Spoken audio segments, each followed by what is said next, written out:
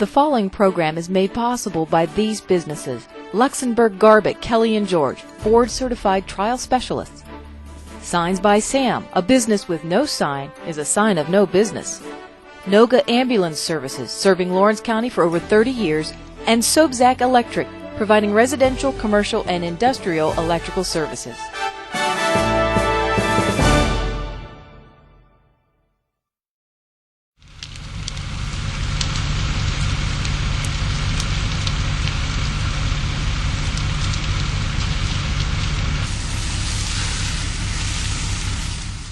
The summer of 2008 experienced up to 30 set fires in unoccupied houses throughout the east side.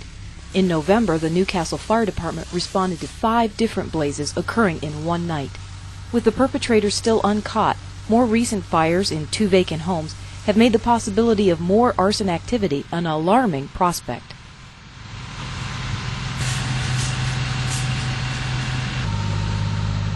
Newcastle Fire Chief Tom Masciarello met with concerned residents to discuss this issue. The fires up here are a great concern to us. Back in November, we had 5 simultaneous fires at one night, and I feel with the 2 that were set the other night, we might have a reoccurrence of what has happened in the past. So we're going to take a head-on approach to this right now to try and stop this problem we have in this area. And what we need is the support of the community around here. You people all have vacant homes around you somewhere. I personally feel that it's someone in the area. So we're going to need help from all the neighbors. Can you pinpoint, people talk, kids talk. Do you know anything about it? Everything is under strict confidential. Just call the hotline, or you can call the fire station and talk to me. I'll talk to you personally. What we would like to say is your name, address, and one word or phrase that describe your feelings, how you feel about this neighborhood. So I'll start, and then we'll just work around the circle. My name is Lori Emery, and I actually live up on Marshall Avenue, but I work at the Eye Care House full-time, so I'm here 40 hours a week. I work on the CD team, the community development. The mayor of Newcastle also attended and expressed his goals for the meeting.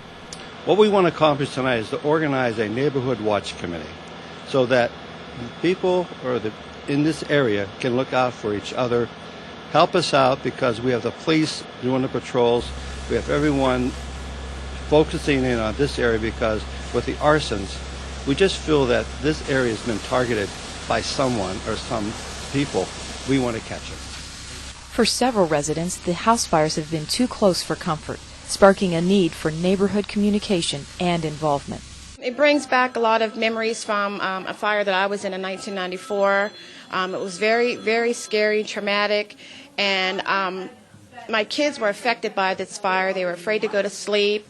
We're on alert 24/7 now, watching all the activity in and out of the neighborhood. Just keeping our eyes open, basically being nosy at this point, so that we can be aware of our neighborhood and the traffic in and out of our neighborhood.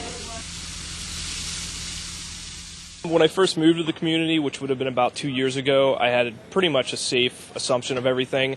Now that it was so close and it was next door to me, it's scary. We have 3 children, and that's one thing that's really concerning me, especially now that they're burning down abandoned houses and they might move on to houses that have people in them.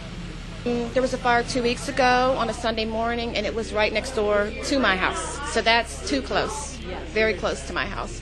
And I am concerned because there are 3 more vacant houses in my neighborhood, and I'm a little concerned about what can possibly happen to those homes as well. Another presence in this East Side neighborhood has been the Eye Care Community Center, directed by Tom Ford. We started on Crawford Avenue when a group of Slip Rock students came here to volunteer with an after-school program, and once they got here, they found out that there was a greater need and they wanted to be here on a more permanent basis. So we've been working with the city ever since then, and this is how we got this house. And it's in a great location because it's right close to the courthouse. It's in the center of the neighborhood. And what we call it an anchor of the neighborhood, so that there's some place for the children and the families and the adults to go that they can feel safe and have a place to go and be together and just socialize and talk about issues around the neighborhood. So We have, with the police department, we have been patrolling the area, you know, whether you know it or not. Sometimes I come in a car, my chief's car, sometimes I come in my own personal car. We are very watchful of this area. As you know, there have been nothing but vacant houses as of yet, but there's always a possibility that we'll get more brazen. Not only for your neighbors, but for my firefighters, you know, there is a fear. We set up a arson hotline, and we also set up a $1,000 reward. So far, we've had a couple hits. So hopefully, we're going to get them. That's what we're trying to do. A local minister attended the meeting to be part of the solution and expressed his concern for the safety of the neighborhood. What we know is that this kind of thing is catching. Blight is catching. And a part of how we begin to prevent it is to get neighborhoods to work together and get people to work together. And that's what we hope to do. Right now we have 3 churches plus iCare House, and we're hoping to get other churches throughout the community involved and help the neighbors get to know themselves as neighbors and recreate a sense of neighborhood in the community. Newcastle is a financially distressed community under Act 47. It's hurting us in this respect because we have a budget we have to live by. And it is creating some problems financially because when the fire department will go out on a particular response, we don't say we can't afford it. We do it, and we get the money from somehow. We'll take care of it. But it's putting a strain on our budget. But that's the least of my worries right at this point. We want to catch the people that are setting fires. That's what we're trying to do. It's not about money, so that's what we have to do. We need to think of ways to keep us safe, but also get the neighbors involved with and training them to be on the alert for these things. Like they said, they're on 24 hours alert.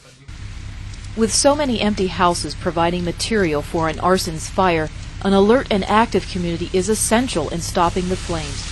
Hopefully this neighborhood will join forces with the police and fire departments to end the destructive activity, and as a result, the only heat they'll need to beat is the scorching summer sun.